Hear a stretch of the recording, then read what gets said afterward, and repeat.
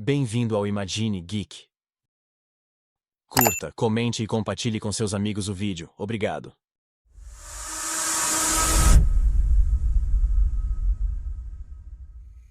O arco do incidente de Shibuya desencadeou uma cadeia de eventos que alteraria para sempre o rumo do mundo do Jujutsu. Tudo começou com o selamento do feiticeiro mais poderoso vivo, Satoru Gojo. Apesar de seu poder avassalador, foi superado pelo impostor Geto. Seu selamento marcou o início de um massacre que reduziu uma cidade inteira a ruínas. Em meio ao caos, Yuji foi forçado a engolir 10 dedos de Sukuna e perdeu o controle, permitindo que Sukuna assumisse seu corpo e reduzisse Shibuya a cinzas. Com a cidade em ruínas, o falso Geto avançou para a próxima etapa de seu plano mestre. Ativou uma transfiguração ociosa em escala nacional, liberando hordas de espíritos amaldiçoados por Tóquio para matar indiscriminadamente. Enquanto Tóquio mergulhava no caos, Yuta finalmente reapareceu na história. Embora estivesse ausente dos eventos anteriores, ele rapidamente procurou os superiores da escola de Jujutsu. No entanto, em vez de se concentrarem na recuperação, as autoridades culparam Gojo e proibiram qualquer tentativa de resgatá-lo. Pior ainda, sentenciaram Yuji e o diretor Yaga à morte, com o próprio Yuta designado para executar Yuji. Longe das ruínas fumegantes e da carnificina de Shibuya, a residência do clã Zenin permanecia intocada sob um céu fracamente iluminado. Lá dentro, Naoya se recostava com a arrogância de quem já se considerava vitorioso, acompanhado de 2 outros membros seniores do clã, Jinichi e Oji Zenin. O silêncio do salão só foi quebrado pelas palavras cortantes de Oji, que questionou o atraso de Naoya, lembrando-o de que seu pai, o mestre Naobito, estava à beira da morte. Naoya, indiferente como sempre, respondeu com veneno na voz, afirmando friamente que sua presença no funeral do velho não tinha importância. Agora, ele podia fazer o que quisesse. A insolência de suas palavras deixou o ar carregado, até que uma batida na porta mudou o clima. O administrador da propriedade Zenin entrou com seriedade, trazendo a notícia inevitável. Naobito estava morto. Sem perder tempo, ele anunciou que a leitura do testamento começaria imediatamente, na presença dos filhos de Naobito e de seu irmão mais novo. Um sorriso confiante surgiu no rosto de Naoya enquanto ele se recostava, certo de que o título de chefe do clã e todos os privilégios viriam para suas mãos. O administrador abriu o pergaminho e começou a ler em voz alta, confirmando o que Naoya esperava. Ele se tornaria o 27º chefe do clã Zenin, herdando todos os bens do clã, incluindo as ferramentas amaldiçoadas guardadas na escola de Jujutsu de Tóquio, e o conteúdo do armazém amaldiçoado particular da família, mas havia uma cláusula no testamento. Caso Gojo fosse incapacitado, Megumi herdaria a posição de chefe do clã. A revelação atingiu Naoya como um golpe. Seus olhos se arregalaram de descrença antes que a fúria tomasse conta. Ele se recusava a perder sua herança por causa de um garoto que nem sequer era totalmente reconhecido como membro do clã. Determinado a não deixar isso acontecer, exigiu saber onde Megumi estava. A mãe de Maki, que estava calada até então, finalmente falou. Megumi estava em Tóquio procurando por Yuji. Era toda a informação de que Naoya precisava. Com uma determinação fria, decidiu que iria caçar Yuji, certo de que o caminho o levaria até Megumi. E, quando encontrasse os dois, os mataria. Eliminar o último obstáculo do clã e levar o crédito por matar o receptáculo de Sukuna não apenas garantiria sua reputação, mas também sua reivindicação incontestável à herança Zenin. Enquanto isso, entre os destroços de Tóquio, Yuji estava sentado, curvado sobre uma escada quebrada, a cabeça baixa sob o peso da culpa e do cansaço. Logo, Chozo apareceu e se aproximou silenciosamente, perguntando sobre seus ferimentos. Yuji respondeu de forma desanimada que estava bem. Apesar de ter recebido um Black Flash, suspeitava que a crescente influência de Sukuna estivesse ajudando em sua recuperação. Mas isso pouco o confortava. Chozo disse que ficaria para recolher os restos mortais de seus irmãos, pedindo a Yuji que retornasse à escola de Jujutsu. Mas Yuji, afogado em remorso, disse que não podia voltar. Não quando Sukuna estava tramando algo sombrio envolvendo Megumi. E não depois das vidas que havia tirado. A culpa era mais profunda. Ele admitiu a Chozo que havia matado seus irmãos mais novos e que não merecia ficar ao lado de ninguém, Choso, sem amargura, o tranquilizou, dizendo que aquelas feridas pertenciam ao passado, e que o importante agora não era perdão, mas compreensão. Que a fraternidade não consistia em esquecer a dor, mas em suportá-la juntos. Comovido pelas palavras, Yuji se levantou e pediu a Choso que se juntasse a ele para eliminar o maior número possível de espíritos amaldiçoados ainda vagando pelas ruas. Enquanto percorriam as ruínas desertas, Yuji parou repentinamente em uma ponte larga.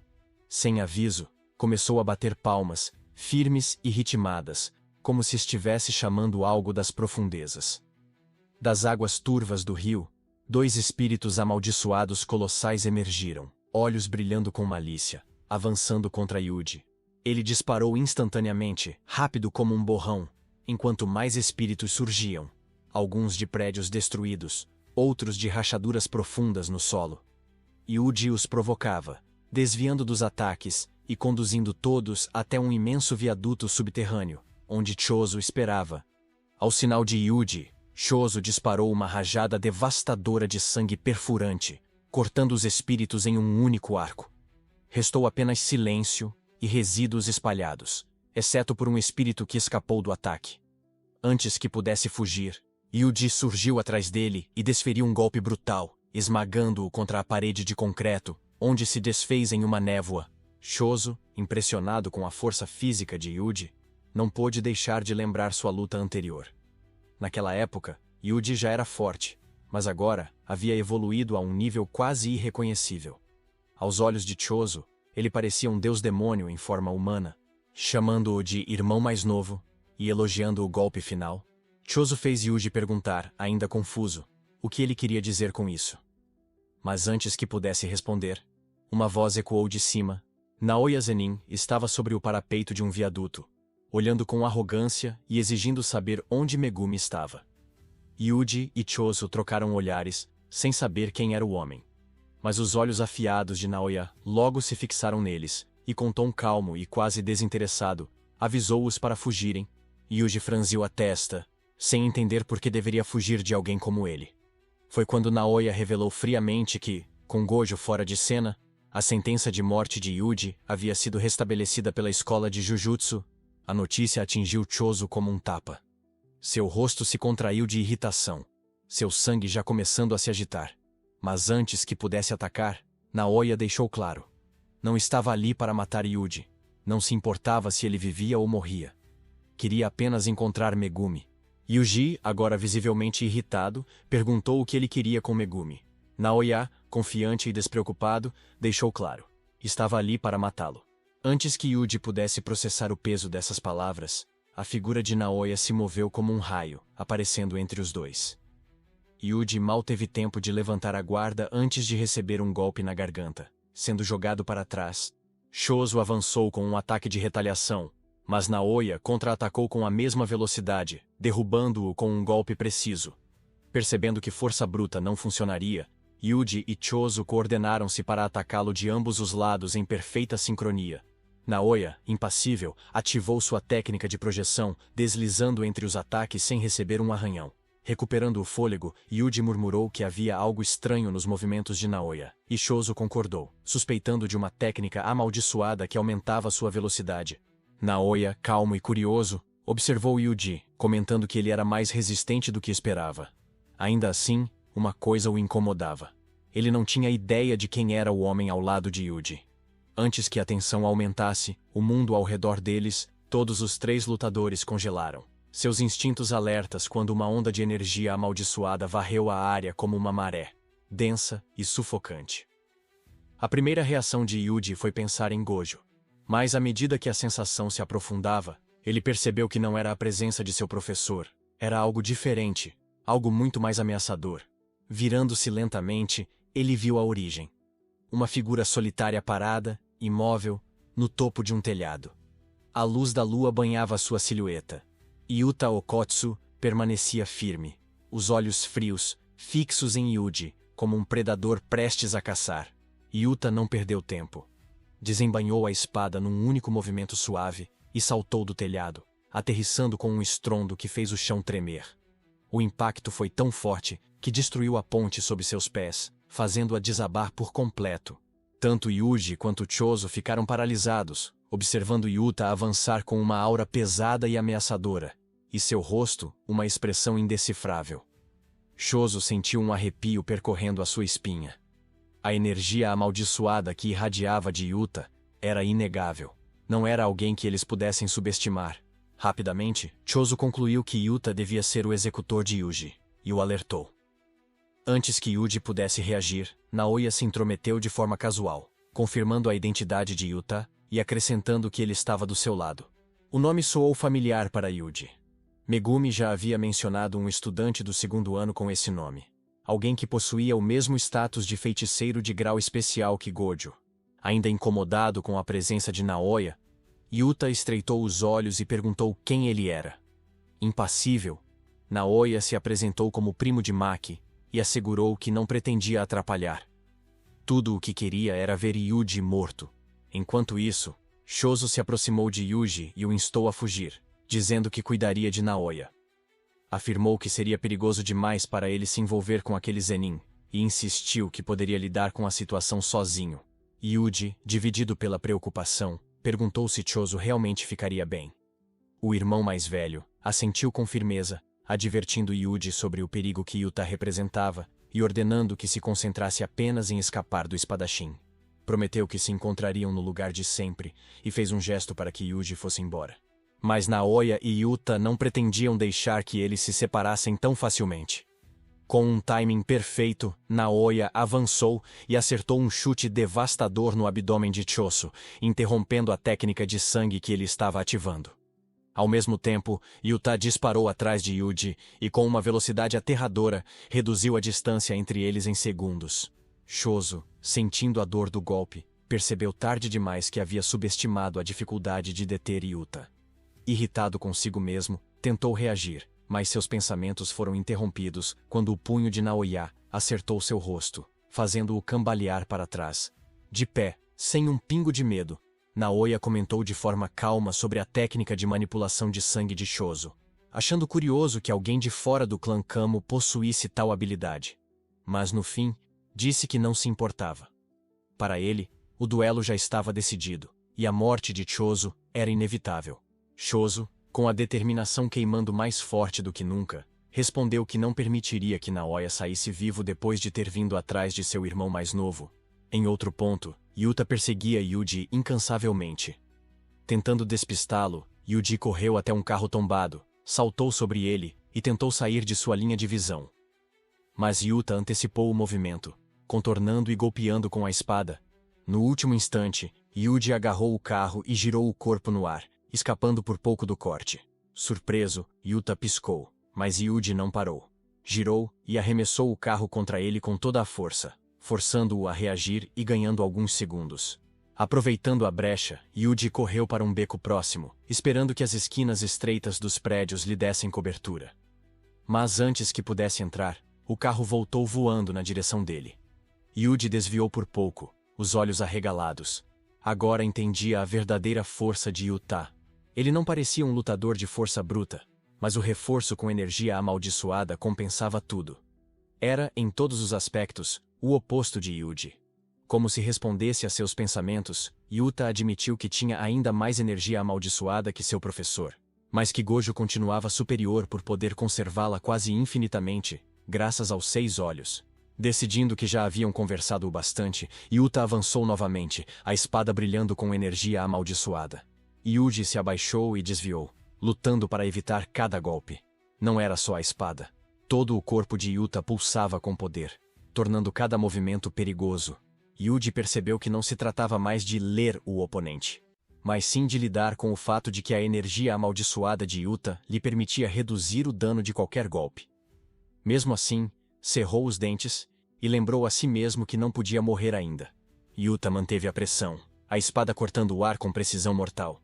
Yuji desviava como podia, mas os ataques vinham cada vez mais rápidos. Sabia que precisava fazer algo sobre aquela espada, ou seria cortado em pouco tempo. Raciocinando rápido, correu até outro carro próximo e mergulhou pela janela aberta. No banco do passageiro, viu uma pequena faca. Agarrou-a e saltou pelo lado oposto justo quando Yuta se aproximava.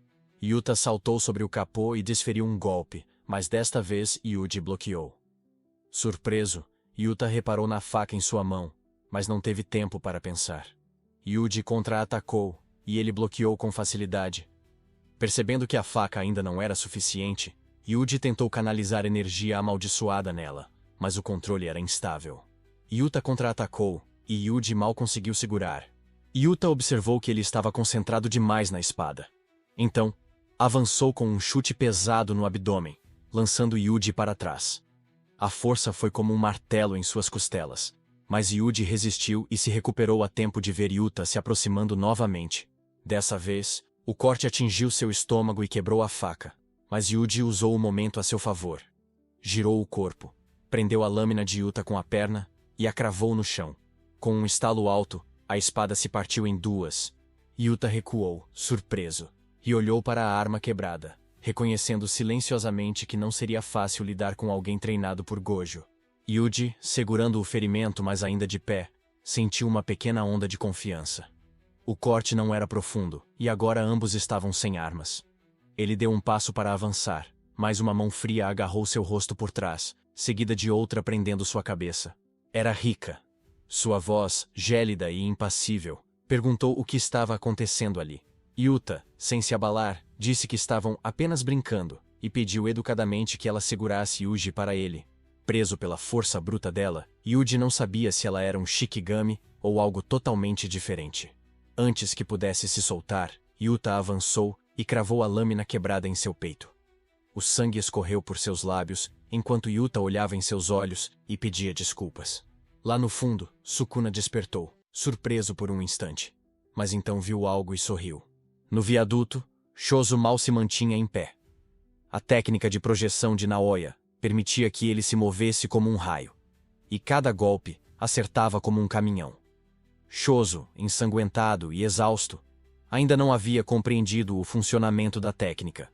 E pior, sem controle sobre o sangue externo, seu ataque de convergência estava fora de questão. Naoya, notando a resistência dele, admitiu que era mais durão do que parecia. Mas, curioso, perguntou quem Shozo realmente era. O olhar de Shozo tornou-se gélido. Ele se declarou o mais velho de 10 irmãos, ativando sua técnica escamas vermelhas fluentes e inundando seus membros com energia amaldiçoada, aumentando a sua velocidade. Naoya, pouco impressionado, usou a técnica de projeção para se mover em velocidade incrível, surgindo atrás dele para um golpe limpo.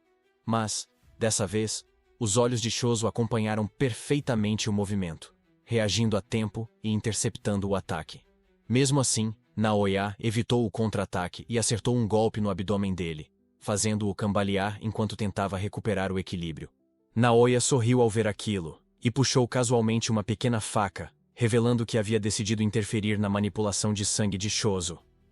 Ele perguntou de forma provocativa quanto tempo Shozo conseguiria continuar lutando naquele estado. Ainda falando, Naoya admitiu que não era exatamente digno para um feiticeiro carregar uma arma, e pediu que Shozo não contasse a ninguém. Justificou sua decisão, dizendo que desprezava feiticeiros que dependiam de ferramentas para vencer, chamando-os de patéticos, e até criticou seus próprios irmãos mais velhos por exibirem orgulhosamente suas armas. Shozo, estreitando os olhos, questionou se Naoya realmente nutria tanto ódio pelos irmãos. Sem hesitar, Naoya confirmou, dizendo que irmãos mais velhos mais fracos que os mais novos não serviam para nada. Mas Shozo tinha uma visão diferente. Para ele, irmãos mais velhos deviam ser exemplos a serem seguidos. Essa responsabilidade, afirmou, era o que lhe dava força. Enquanto falava, uma onda de sangue irrompeu do corpo de Shozo, espalhando-se rapidamente pelo chão. Naoya observou, surpreso com o volume, sem entender como Shozo ainda estava vivo. O que ele não sabia é que, como uma pintura da morte, Shozo possuía sangue híbrido, uma mistura de espírito amaldiçoado e humano, que lhe permitia converter energia amaldiçoada em sangue. Enquanto tivesse energia, a perda de sangue nunca seria seu fim. Usando esse poder, Shozo manipulou o sangue espalhado, criando uma parede imensa que bloqueou a visão de Naoya. Achando que a técnica estava lenta, Naoya presumiu que Shozo estava finalmente caindo de exaustão. Mas, antes que pudesse agir, Shoso surgiu ao lado e lançou um ataque perfurante de sangue. Naoya desviou por pouco, percebendo que o chão estava agora coberto de sangue, avançando em sua direção. Alarmado, concentrou-se em evitar o contato. Mas essa distração foi suficiente para que Choso acertasse um chute certeiro. Naoya conseguiu bloquear por pouco, mas sentiu algo errado. Um peso tomou conta de seus membros. Ao olhar para baixo, percebeu, com um aperto no peito, que suas roupas estavam manchadas de sangue. Choso já havia infiltrado pequenas quantidades dele em sua pele, manipulando seus movimentos e desacelerando-o. Do outro lado, Choso preparava calmamente outro ataque perfurante, declarando que aquele seria o cheque-mate para o suposto herdeiro do clã Zenin. Naoya, porém, não se deixou abalar, e disse friamente que, apesar dos efeitos, ainda podia se mover, desafiando Choso a tentar. Confiava em sua técnica amaldiçoada, acreditando que poderia desviar de qualquer ataque. Mas algo mudou.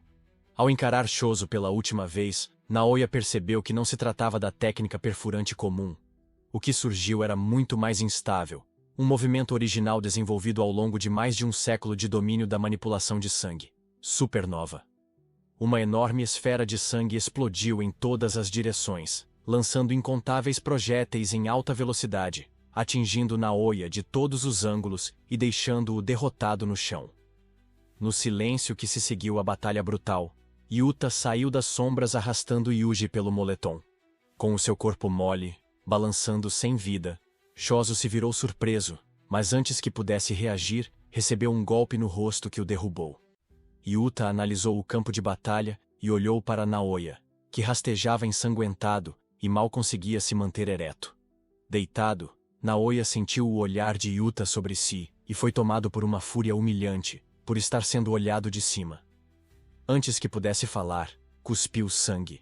Por um momento, pensou que fosse veneno ou algum efeito residual da técnica de Choso. Mas então percebeu algo pior.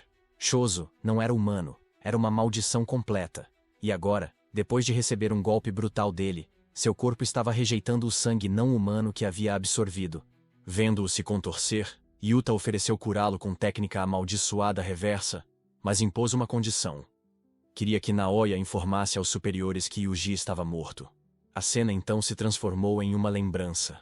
Um flashback íntimo do tempo em que Yuji era recém-nascido. Seu pai, Jin, o segurava gentilmente nos braços, quando o Asuki, o avô de Yuji, entrou na sala com uma expressão severa. Ele pediu que Jin abandonasse sua esposa, alertando que continuar com o relacionamento poderia levá-lo à morte. Calmo, Jin pediu para não falar sobre isso na frente de Yuji. A raiva de Wasuke aumentou, lembrando-o de como ele estava desesperado por um filho, mesmo sem nunca tê-lo com sua esposa. Antes que continuasse, uma mulher com costuras na testa entrou e chamou Wasuke de sogro, perguntando do que ele estava falando. De volta ao presente, Yuji abriu os olhos ofegante e confuso.